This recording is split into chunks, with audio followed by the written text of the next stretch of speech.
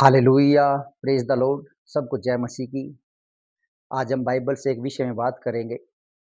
बहुत सी जगह मरियम की आराधना हो रही है। बाइबल इसके बारे में क्या कहती है? मरियम जो है वह प्रभु की एक दासी थी। मैं रिस्पेक्ट करता हूँ उनकी और करनी भी चाहिए सबको, क्योंकि उन्होंने काम जो किया है वो सच में तारीफ़ के योग्य है। क्यों? तारीफ़ के योग्य इसलिए है क्योंकि उस समय यहूदियों का कानून था कि शादी से पहले अगर कोई भी स्त्री गर्भवती होती है, तो उसे पथराव करके मार दो। ये उनका कानून था, कोई भी स्त्री अगर शादी से पहले गर्भवती होती है, तो पथराव करके मार दो उनको। हालेलुया! पर यहाँ क्या? यहाँ मरियम ने रिस्क लिया और रिस्क लेके उसने प्रभु की योजना को पूरा किया। हालेलुया!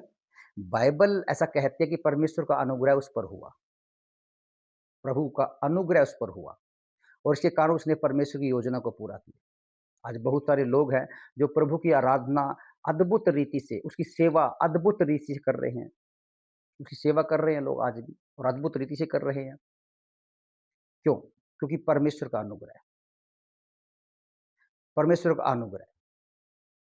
जो भी व्यक्ति आज जो भी व्यक्ति परमेश्वर के काम को दास-दासी के रूप में करता है, कोई भी हो वो, बाइबल बोलती है, चाहे वो पास्टर्स हो, चाहे वो विश्वासी हो, चाहे वह कोई भी क्यों ना हो, बाइबल बोलती है जो भी व्यक्ति परमेश्वर के काम को दास और दासी के रूप में करते हैं, बाइबल कहती है कि वो आराधना के योग्य नहीं है, वो आराधना के योग्य नहीं है। हालेलुया! आप उनकी इज़्ज़त कर सकते हैं, आप उनको सम्मान दे सकते हैं, घर पे खाना खिला सकते बुला के खिला सकते हैं, भेंट दे सकते हैं, कुछ भी कर सकते हैं, लेकिन बाइबल डायरेक्ट कहती है वह आराधना के योग्य नहीं है। कोई भी व्यक्ति हो चाहे दास-दासी के रूप में। हालेलुया! अगर आराधना किसी की है तो वो सिर्फ़ परमेश्वर की है। हालेलुया! अगर कोई भी आराधना के योग्य है तो वो परमेश्वर है सिर्फ़।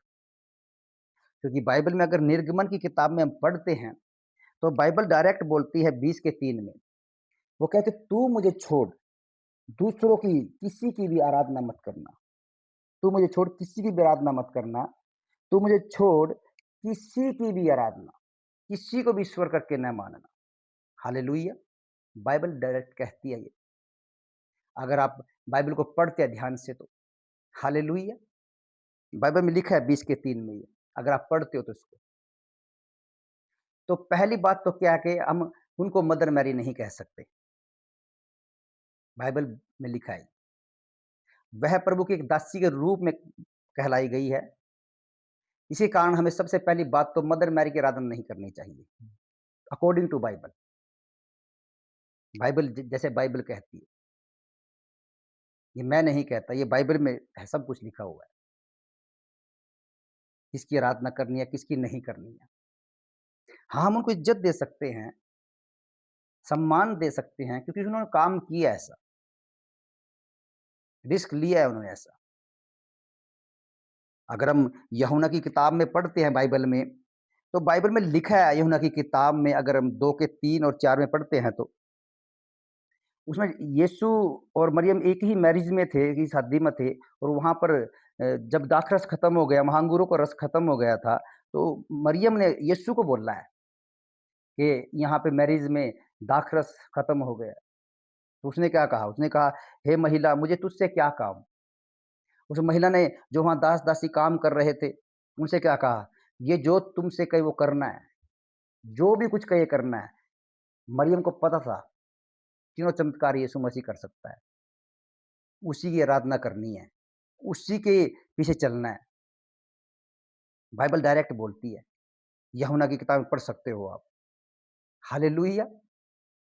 बाइबल कहती है, "तू मुझे छोड़ दूसरों की आराधना मत करना, तू मुझे छोड़ दूसरों को ईश्वर करके मत मानना।" आप घर में हो, आपके एक ही फादर हैं, एक घर में 2, 4, 6 फादर नहीं हैं।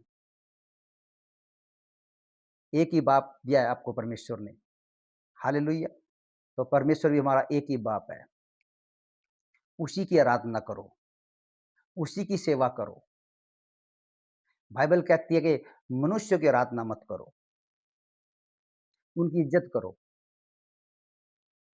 चाहे वो कितना ही बड़ा क्यों ना हो। चाहे वो अरबोपति हो, खरबोपति हो, इज़्ज़त करो उनकी, उनकी आराधना मत करो। चाहे किसी भी दास-दासी के रूप में हो, उनकी इज़्ज़त करो, उनकी आराधना नहीं करनी। आराधना सिर्फ़ केवल परमेश्वर की करनी है, जो स्वर्ग में सिंहासन पर बैठा हुआ है। हालेलुया! हम एक नई वीडियो के साथ फिर मिलेंगे। परमेश्वर आपको इस वीडियो से ब्लेस करे। God bless you. सबको जय मसीह की।